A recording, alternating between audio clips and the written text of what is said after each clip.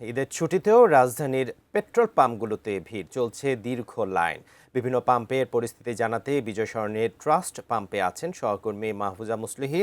সংযুক্ত হচ্ছি তার সঙ্গে। মাহফুজা মুসলিহি, এই যে পাম্পের মধ্যে তেল নেয়ার ভিড়, পাম্প মালিকরা কি বলছেন যে তেল সংকট নাকি ঈদের কারণে এই ভিড়, কি জানাবেন? বান্না মধ্যপ্রাচ্যের যে যুদ্ধ এবং সেই পরিস্থিতির কারণে যে সংকট তৈরি হয়েছে বিশ্বব্যাপী জ্বালানি তেলের ক্ষেত্রে, সেটি কিন্তু বাংলাদেশে অব্যাহত রয়েছে আমরা দেখেছি।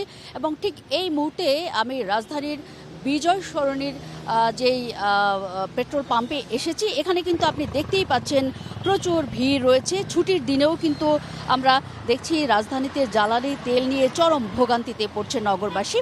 এবং যেসব ফিলিং স্টেশনে তেল পাওয়া যাচ্ছে সেখানে দেখা যাচ্ছে দীর্ঘ যানবাহনের সারি, আবার অনেক স্টেশন তেল শূন্য হয়ে বন্ধ রয়েছে। এরকম পরিস্থিতিতেও কিন্তু আমরা লক্ষ্য করেছি বেশ কিছু এলাকার সড়কে আমরা দেখেছি।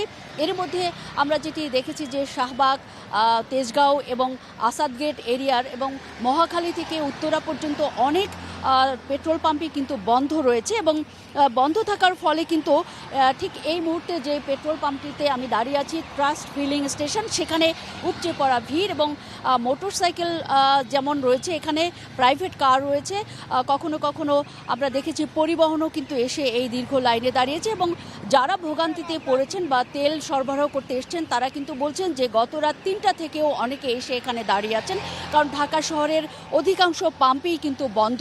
এবং এই পরিস্থিতির উন্নতি না হলে দুর্ভোগ আরও বাড়বে, এরকম আশঙ্কা কিন্তু তারা প্রকাশ করছেন।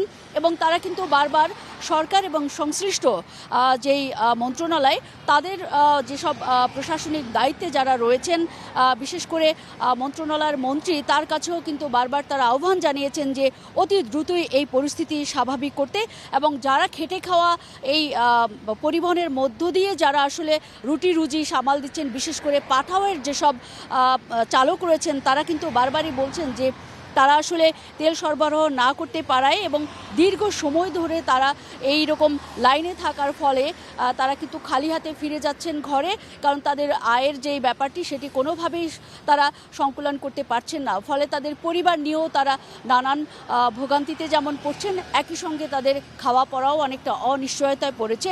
এরকম এক পরিস্থিতির মধ্য দিয়ে কিন্তু তারা বারবারই বলছেন যে সরকার যেন ব্যবস্থা গ্রহণ করে অনতিবিলম্বে এই পরিস্থিতি উত্তরণের। তবে তারা দায়ী করছেন বারবার যে ডিপোতে কিন্তু এসে তেল জমছে, কিন্তু এখানের যারা অসাধু সিন্ডিকেট, তারা আসলে মজুত করেই দাম বাড়াবার একটা লক্ষ্য নিয়ে তারা এই পরিস্থিতি তৈরি করছেন। এদের বিরুদ্ধেও ব্যবস্থা চেয়েছেন এই ভুক্তভোগীরা। জি বান্না, এই ছিল আমার কাছে এখানকার সবশেষ পরিস্থিতির খবর।